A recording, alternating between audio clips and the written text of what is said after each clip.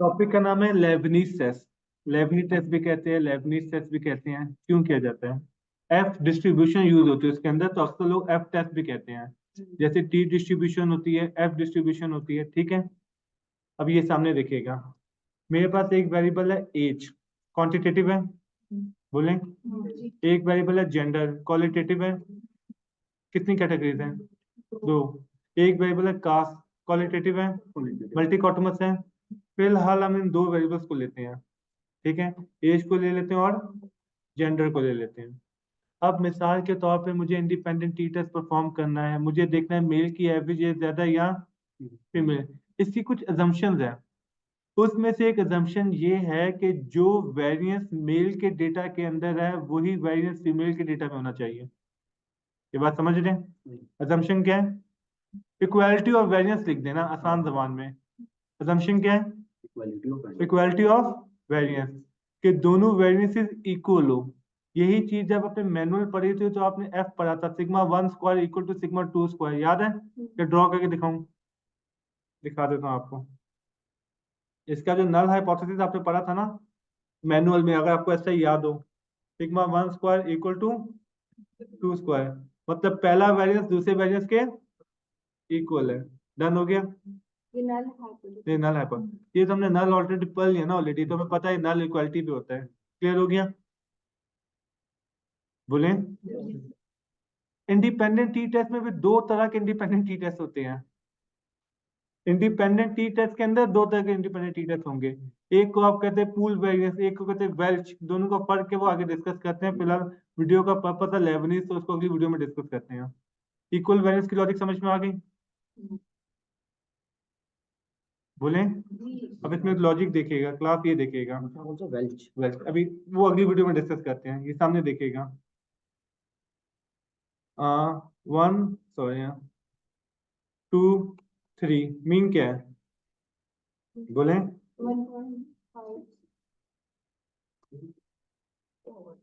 To consecutive number में ना rule होता है, सेंटर वैल्यू मीन होती है, ठीक है। एक काम करता हूँ, ये देखिएगा, two two two two mean क्या है? एक ड्रैग कर देता हूँ, आगे चलते हैं। वन, वन, फोर, मीन क्या है? टू है ना, नीचे मीन कैलकुलेट हो रहे हैं, सामने दिख रहे हैं आपको? आगे देखेगा, जीरो, जीरो, सिक्स, मीन क्या है? टू है। आगे देखेगा, minus one, minus one, eight, to,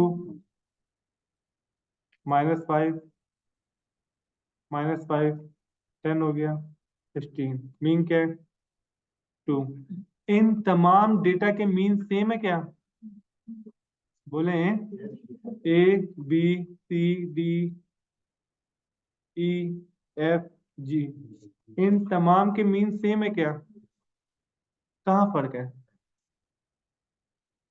various की इंपॉर्टेंस समझ में आ रही है? जब आप मीन टेस्ट करते हैं कि बोथ मीन्स आर इक्वल, तो आप फतवा ये देते थे दोनों ग्रुप कहाँ से सिमिलर हो गए? हाँ, नहीं नहीं, मीन से। स्टैंडर्ड डेविएशन याद है आपको? वेरिएंस का स्क्वायर रूट लेते थे, स्टैंडर्ड डेविएशन आता था।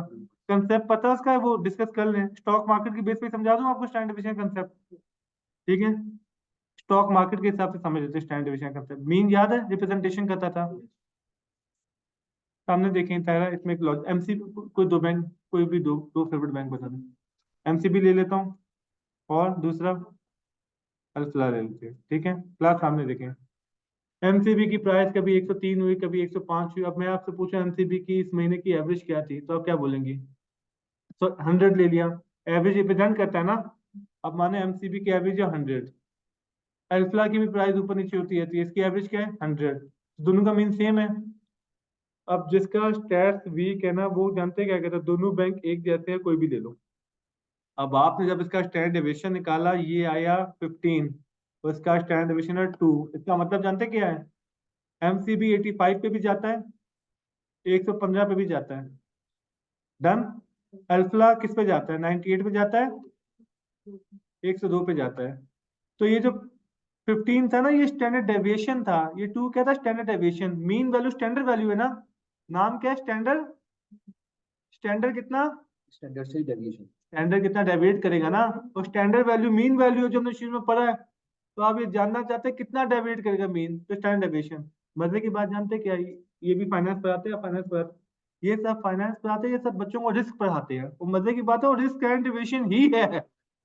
अच्छा बहुत सारे लोग बोलते भी है लेकिन रटा मारा हुआ है, तुमको ये नहीं पता जो स्टेट्स का स्टैंड डेविएशन है ये वही है। अच्छा आपने एक लाइन बार बार फाइनेंस में सुनी होगी,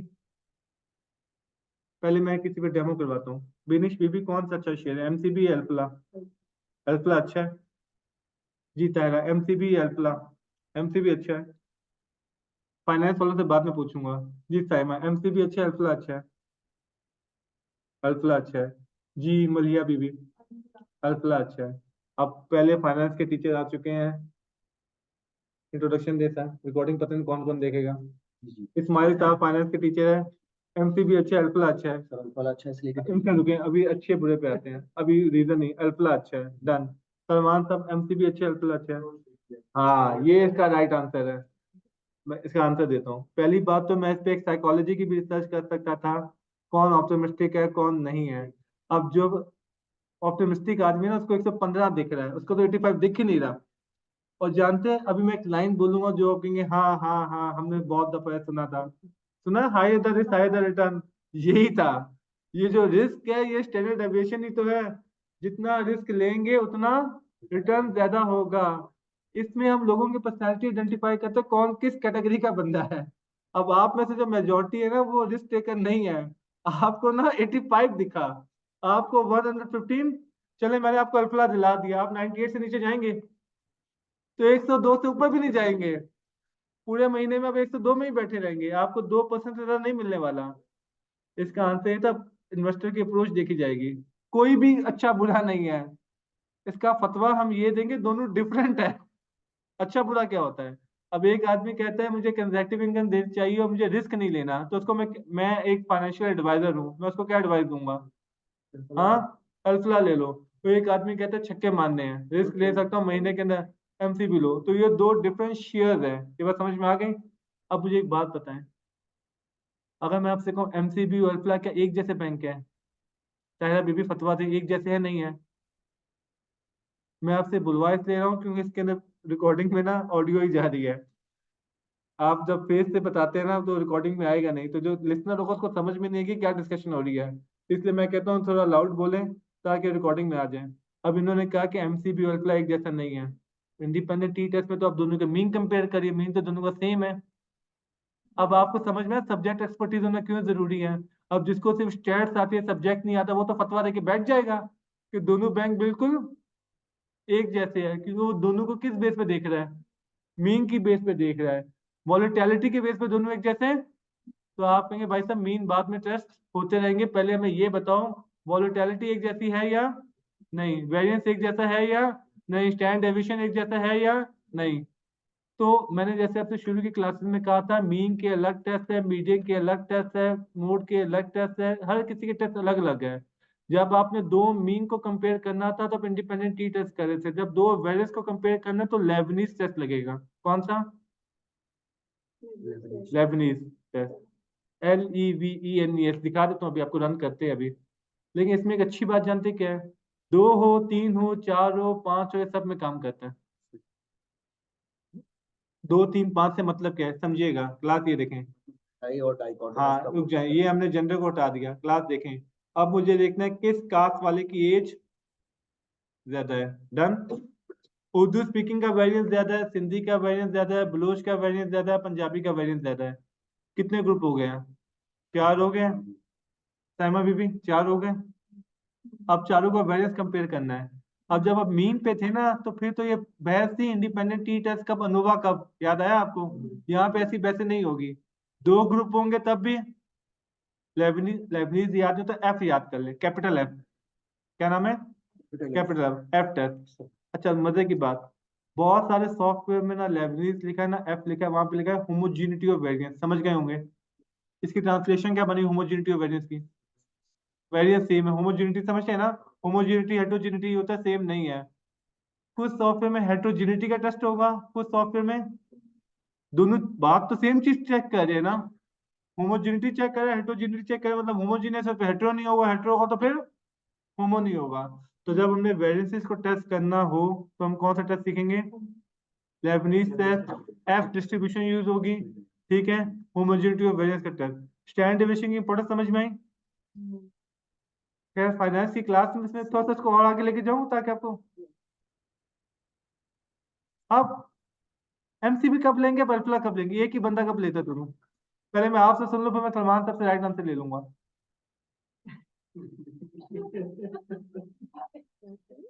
पहले नहीं, एक्चुअली मतलब मैं डायरेक्ट उनसे राइट आंसर कर लूंगा, अब सोचेंगे नहीं, मेरे सामने सेशन नहीं होगा ना। मैं तो पहले आप लोग सोच ले। आपने बीटा भी पढ़ा है ना? बीटा याद है? हाँ, बीटा पर यूनिट चेंज था। बीटा की भी यहाँ पे एंट्री कर देते स्टैंडर्ड डेविएशन के अलावा। बीटा 3, आप कहते थे इंडिपेंडेंट 1 यूनिट से चेंज होगा तो डिपेंडेंट 3 यूनिट से चेंज होगा। मैं खैर अभी कैपम पढ़ाना नहीं चाह रहा कि उसमें रिस्क फ्री क्या होता है, कांस्टेंट क्या होता है, उस कहानी को साइड पे करते हैं। कब ज्यादा रिस्क, कब कम रिस्क, कब? तो आपके पास अगर इन्वेस्टमेंट बहुत इनमें बीटा 3 का मतलब क्या है? मार्केट अगर 1% से चेंज होगी तो आपकी पोर्टफोलियो, पोर्टफोलियो समझते हैं ना, जो शेयर आपने जमा किए हुए हैं वो 3% से चेंज होंगे। बेनिश बीटा है 3, बीटा 3 का मतलब ये होता है मार्केट अगर 1% से बढ़ेगी तो आपका पोर्टफोलियो 3% से चेंज होगा। 1 into 3 का है। आप हाई बीटा वाली शेयर्स में कब एंट्री मारेंगे, लो बीटा वाली शेयर्स में कब एंट्री करेंगे? साइमा, मलिया, इन चारों में से कोई भी आंसर देना चाहे दे सकता है, वरना मैं स्माइल साहब पे आ जाऊंगा। बीटा वैल्यू है 3, बीटा वैल्यू 3 समझते हैं कि पर यूनिट चेंज होता है ना। तो मेरा डिपेंडेंट है पोर्टफोलियो, इंडिपेंडेंट है इंडेक्स। बीटा 3 आ गया तो आप क्या बोलेंगे? स्टॉक मार्केट, पीएसएक्स इंडेक्स, मतलब मार्केट समझें। तो बीटा 3 का मतलब क्या होगा? इंडेक्स अगर 1 यूनिट से चेंज होगा तो आपका पोर्टफोलियो 3 यूनिट से चेंज होगा। आसान जबान में ये इंटरप्रिटेशन हो गई। अब आपको हाई बीटा कब चाहिए होता है, लो बीटा कब चाहिए होता है? और अगर आप किस कंडीशन में आप लो बीटा शेयर लेंगे, किस कंडीशन में आप हाई बीटा शेयर लेंगे? नहीं उठाना चाहते ज्यादा और आप स्टेबिलिटी चाहते हैं अपने शेयर की। वो तो हो गया, स्टैंड डिविजन हमने एक बार डिस्कस कर ली। अब मैं बीटा के कॉन्टेक्स्ट में, ये बात हमने कवर कर ली ना स्टैंड डिविजन में, अब मैं बीटा के कॉन्टेक्स्ट में समझना चाह रहा हूँ।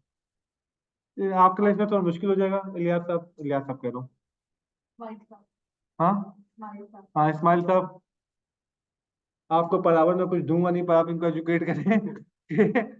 हाई बीटा कब, लो बीटा कब? ठीक है, हाई बीटा उस वक्त होगा कि जो है वो वेरिएशन कम होगा। नहीं नहीं, वेरिएशन बीटा मैंने कैलकुलेट कर लिया, उसने वेरिएशन की बेस पे बीटा कैलकुलेट कर दिया। उसने कहा फलां का बीटा 3 है, फलां का बीटा 0.5 है। अब मैं कैसे डिसाइड करूँ कि मैं 3 वाले बीटा स्टॉक में इन्वेस्ट करूँ, 0.5 वाले में इन्वेस्ट करूँ? सलमान साहब कब करेंगे? हाँ जी, अगर इलेक्शन होने वाले, सब कुछ होने वाले हैं, हम आपको तो मार्केट में ऊपर जाना है।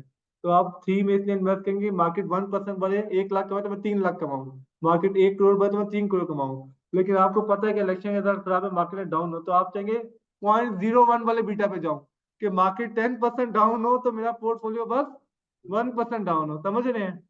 इसमें ये गेम खेलनी होती है कि जब हम अपना म्यूचुअल फंड भी शिफ्ट करते हैं ना, कैश फंड से म्यूचुअल फंड लेके जाते हैं, तो हम यही देख रहे होते हैं कि पॉजिटिव है तो भी हाई बीटा पे जाए, ताकि मार्केट अगर 1% कमा रही है तो मैं 5% कमाऊं, 3% कमाऊं। समझ रहे हैं?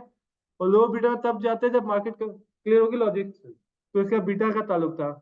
इन शॉर्ट ये स्टैंड डिविएशन, वोलेटिलिटी, ये सब बड़े काम की चीजें होती हैं।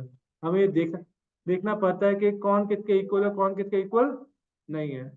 खैर, इस वीडियो का पर्पज तो लेबनीज था, हम लेबनीज से थोड़ा डेविएट कर गए। लेबनीज की लॉजिक समझ में आ गई? बोले। अब आर के अंदर लेबनीज टेस्ट किसी और तरीके से रन होता है, हर सॉफ्टवेयर में लेबनीज टेस्ट रन करने के मेथड अलग अलग है। मजे की बात ये, एसपीएसएस में लेबनीज टेस्ट डायरेक्ट नहीं दिया हुआ था, वो टेक्निक के अंदर छुपाया हुआ है। अभी देख लेते हैं कैसे रन होते हैं, ठीक है? Stop recording.